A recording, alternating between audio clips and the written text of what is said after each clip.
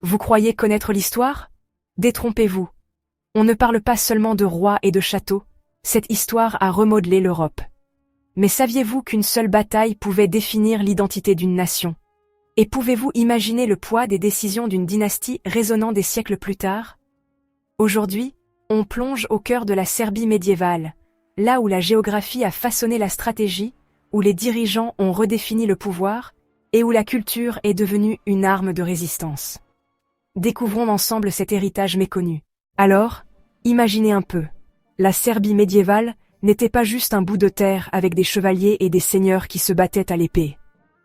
Non, c'était un échiquier en constante évolution dans les Balkans centraux, couvrant une partie de la Serbie, du Kosovo, du Monténégro actuel, et allant même jusqu'en Croatie et en Albanie quand elle se sentait ambitieuse. Imaginez des montagnes, des vallées et des rivières à gogo. Les Alpes dinariques servèrent de murailles naturelles à l'époque médiévale, tandis que des rivières comme le Danube et la Morava étaient les autoroutes médiévales du commerce et de l'agriculture. Ces paysages n'étaient pas juste jolis à regarder. Ils dictaient où les gens vivaient, où les batailles étaient livrées, et comment les royaumes s'étendaient ou s'effondraient. Et en parlant de royaume, voici Stefan Nemanja, le fondateur de la dynastie. Ce type a transformé le chaos en royaume, a passé la couronne à son fils Stéphane, le premier couronné, qui est devenu le premier roi de Serbie, avec la bénédiction papale, rien que ça.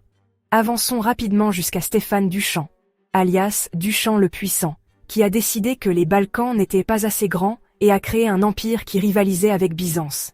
Mais, attention spoiler, les dirigeants puissants ne vivent pas éternellement.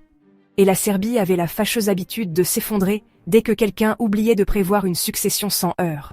Et parlons de religion, ce n'était pas juste des sermons le dimanche. Sous Stefan Nemanja, la Serbie a choisi le christianisme orthodoxe oriental plutôt que le catholicisme, ce qui n'était pas seulement une démonstration spirituelle, mais un mouvement géopolitique pour s'allier avec Byzance. Un peu plus tard, Saint Sava, le plus jeune fils de Nemanja, a établi l'église orthodoxe serbe en 1219, donnant à la Serbie sa propre identité religieuse. Les monastères n'étaient pas seulement des églises, c'étaient en gros les Starbucks médiévaux, des centres d'art, d'apprentissage et d'intrigues politiques.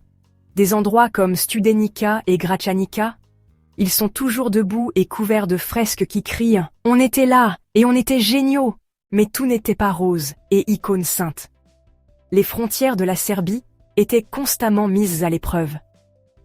La bataille du Kosovo, en 1389, ce n'était pas juste un affrontement de plus, c'était un coup de grâce culturel. Le prince Lazare et ses hommes ont affronté l'Empire ottoman, et bien que la bataille se soit terminée de manière indécise, elle a marqué le début du lent déclin de la Serbie sous contrôle ottoman. Mais même pendant son déclin, la Serbie médiévale avait quelques atouts économiques dans sa manche.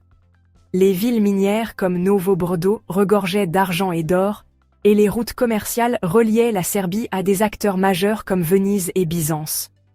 Bien sûr, les guerres avaient la mauvaise habitude de gâcher l'ambiance, perturbant le commerce et drainant les ressources plus vite qu'un Black Friday médiéval. En 1459, après des querelles internes et la force irrésistible des Ottomans, la Serbie médiévale était finie, officiellement absorbée par l'Empire. Mais voici le truc, l'héritage n'a jamais vraiment disparu. La dynastie Nemanjić et l'Église orthodoxe serbe sont toujours des acteurs culturels importants, et des événements comme la bataille du Kosovo sont immortalisés dans les légendes et le folklore. Les monastères médiévaux et les œuvres littéraires, c'est comme le fil Instagram de la Serbie du passé, toujours inspirant, toujours emblématique. Je vous laisse en discuter dans les commentaires. Quel a été, selon vous, le moment le plus déterminant pour l'identité de la Serbie médiévale? N'oubliez pas de vous abonner si ce n'est pas déjà fait. Prenez soin de vous, prenez soin de vos proches, et on se retrouve bientôt dans une autre vidéo.